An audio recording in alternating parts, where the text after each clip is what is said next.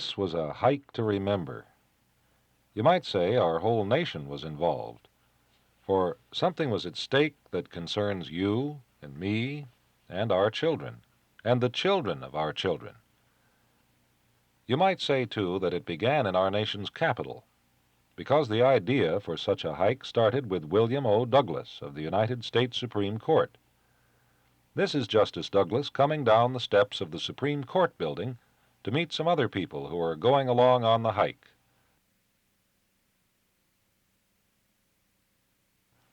They'll be joined by still others from all parts of our country. And they'll all go to the state of Washington, way off in the northwesternmost corner. Justice Douglas invited his friends to a salmon barbecue, where freshly caught salmon were baked over open fires. He was born and raised in the state of Washington, a few miles from this very spot. Salmon barbecues are an old custom here, originating with the Indians. An old friend of Justice Douglas was in charge of the barbecue. Perhaps that's why the salmon tasted so good. For salmon are his business. He operates a custom cannery near Forks, Washington. There he cans and smokes salmon, which he sells in his small store. His name is August Slather, and he's an expert not only in preserving salmon, he knows where salmon can best be caught. He knows the wild country hereabout, and we were glad he came with us on our hike.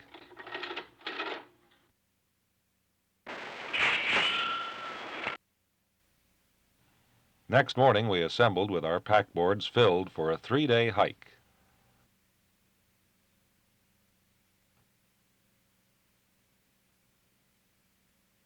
The importance of this hike to our nation was recognized by newspapers, magazines, radio and television stations, who sent their reporters and cameramen along with us to cover the story from beginning to end. That's where I came in. I was one of the cameramen who went along. And I'm going to tell you about the hike as I saw it. We started where the road ends, about 3 miles from the beach. We followed a trail through deep forest.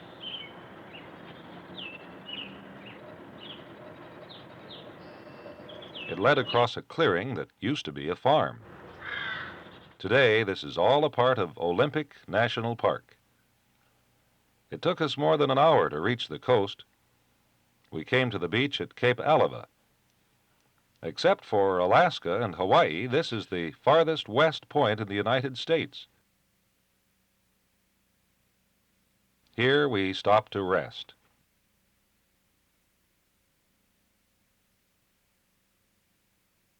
And we had a bite of food called gorp, a mixture of nuts, raisins, and chocolate carried by hikers. Pretty soon we started down the beach on a route which would take us along the coast for a distance of 20 miles. We were not in a hurry. Most of the time we were strung out, resting, walking, or looking at strange things. For example, this. It looked like hay. It was seaweed carried ashore by the ocean. And this, a petroglyph, or picture carved on rock. Indians carved it sometime in the prehistoric past. We walked along the beach, sometimes crowded against a cliff, sometimes with soft sand underfoot. Late in the afternoon, we camped at a place called Sand Point.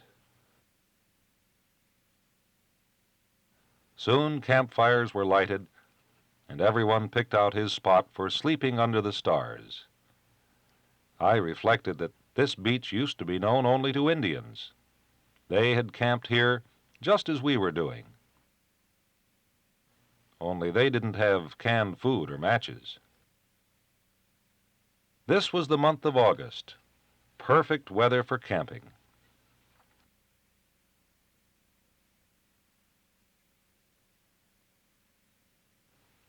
Dishes, of course, had to be washed, and this called for a picture.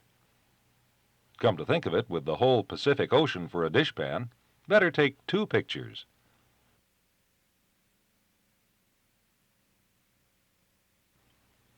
Some of the writers sat down after supper to make notes for stories which appeared later in newspapers and magazines all over the country,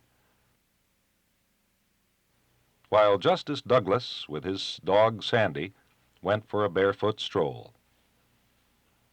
I wondered what his thoughts were, and I found out later when I read his book, My Wilderness, the Pacific West. I dream of far-off peoples who share the Pacific Ocean with us. I think of time and the universe and the unseen forces that have made the earth of which we are a part. I realize how small and minute man is in the cosmic scheme.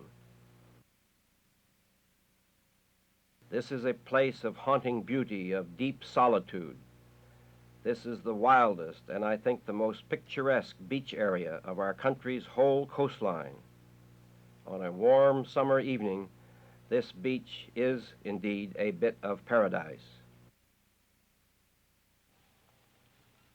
And indeed it was. We all walked along the hard-packed sand in the warm glow of the setting sun, thankful for all this beauty. For a while we sat around a campfire, but soon we slept. And were up bright and early next morning.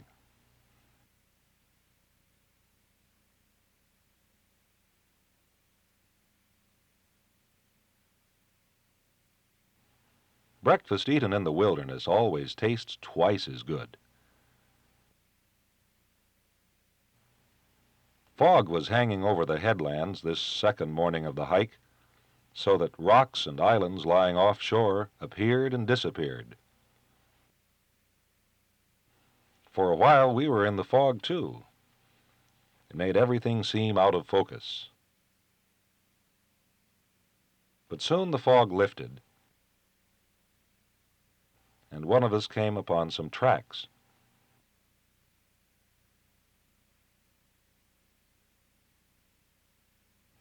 I followed them into the forest, where I found a mother deer with her fawn. A little farther on we found another, larger than a deer track. It was made by an elk, much more shy than a deer, and I was lucky to get this picture.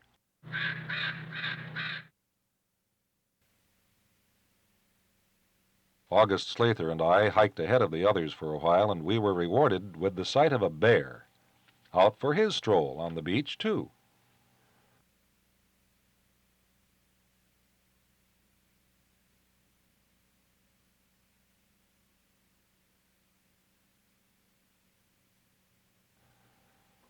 We stopped to rest about 10 o'clock. Television and newspaper cameramen took pictures from time to time, and we all soaked up the wild beauty of this rugged coast. I realized that right where we were, huge waves come thundering in, knocking big rocks against each other and against the rock cliffs with tremendous force. Mostly this happens during the winter, when big storms hit at high tide. Slowly the coastline is worn back by the ocean. Where rock formations are stronger, pillars of rock or stacks are left standing. Ocean shipping has to stay far offshore along this coast. Anything caught by a storm will suffer, as did a whale whose bone we found. I came back a year later and found another whale which had come too close to shore.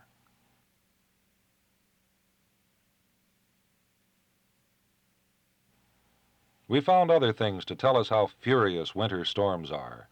Great logs tossed high up on the beach, logs that were trees growing near the coast and got carried into the sea. Storms had hammered them against the rocks without mercy. Their sides had become a mass of splinters. Sometimes ships get too close to shore and suffer the same fate as trees. Soon they're broken into pieces. After a few years, one may find only an iron ring from a ship's mast.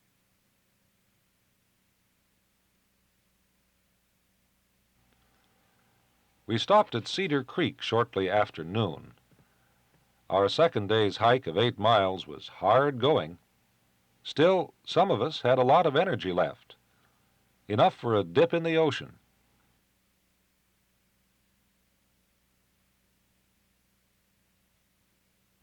The water was cool, something like 53 degrees Fahrenheit, but that made it all the more stimulating. About mid-afternoon, we had visitors, a troop of Boy Scouts coming from the other direction. Justice Douglas and Dan Beard, superintendent of Olympic National Park, went out to greet them. Lucky boys. When I was a Boy Scout, we didn't have a beach like this to hike over. Soon it was supper time, and again campfires were lighted. We never had to look far for fuel. Driftwood was plentiful. We slept soundly the second night, and were up early for breakfast. I made an interesting discovery. Here we were, 70 of us, each carrying a heavy pack, but it was fun. Most of us would like to do it all over again. I've come back to this beach several times since the hike because I enjoyed it so much. We tried to reach some headlands before the arrival of high tide.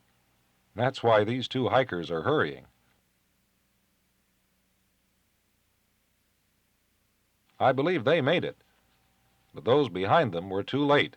They had to come back and scramble up the steep slope of the headland and go down the other side.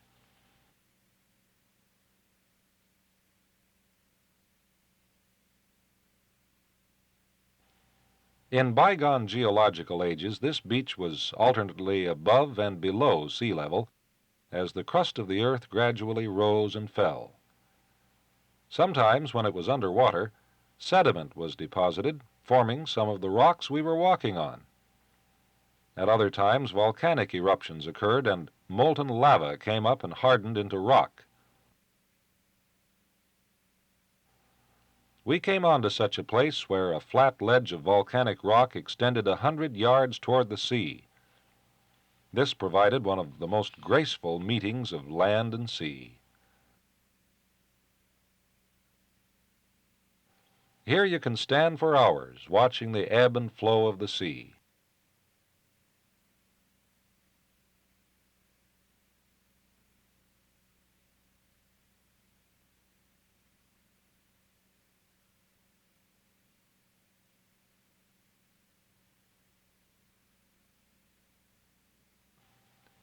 We discovered one after another of interesting kinds of marine life. But always we only touched and did not carry anything away. Why not? Because others would come to this beach after we left. Perhaps you will come, and you would want to see the same things, living and moving, just as we found them. I've often recalled what Justice Douglas has written. There is much beauty in the earth, in the hard sand beneath me, the waves that make it, the alder and spruce above me, the ferns and the broom grass that envelop me. All this seems precious, almost sacred. I think we should make a diligent effort to keep it in the same condition in which we found it. As our hike neared its end, I recalled why we had all come, from all corners of our nation. To enjoy the beach, of course, but also to protest a plan for building a highway along this wild, untrammeled beach. Highways, of course, have been built along nearly all the coastal areas of our country. Only the 20-mile stretch we had hiked over is still as it was before man arrived. We felt that it should stay that way, not just for us, but for generations to come. Once a highway is built through a wilderness area, that wilderness will be gone forever. It cannot be brought back. Only a few people would profit from building a highway along the 20-mile beach we had hiked. compared with the thousands all over our country who enjoy wilderness. Again, the words of Justice Douglas came to mind. Do roads have to go everywhere? Must we pave all the wilderness trails? Can't we have 1% of the woods and the beaches for those who love wildness? Our group shared these thoughts. We wanted our beach without any hot dog stand. And after all, there are beaches where one can drive for miles and miles beside the waves.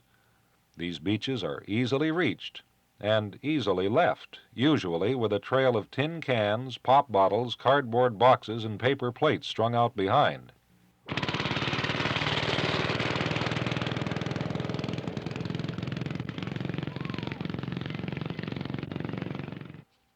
These were our thoughts as we neared the end of our 3-day hike. I'm glad to say that the 20 miles of beach we traveled are still wild. You can go there just as we did. The highway that some people wanted to build has not been built. We hope it never will be built. But that's not just for us to say. How do you feel about it?